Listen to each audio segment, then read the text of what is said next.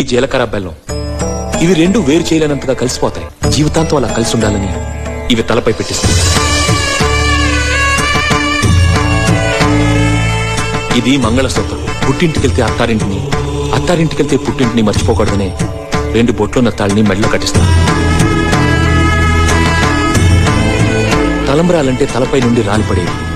ఆ ఇంట్లో సిరి సంపదలు కూడా అలా వచ్చి పడాలనే తలంబ్రాలు పోయిస్తారు. 7 అడుగుల్లో ప్రతి అడుగుకి ఒక అర్థం ఉంది.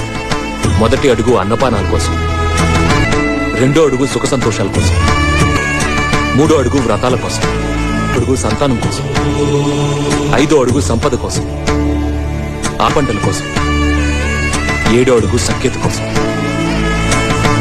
ఒకరి నుంచి 6వ ప్రాణంగా 5వ తనాన్ని మూటగట్టుకొని 4 దిక్కుల సాక్షిగా 3 ముళ్ల బంధంతో 2 జీవితాలు ఒకటయ్యేదే పెళ్ళంటే.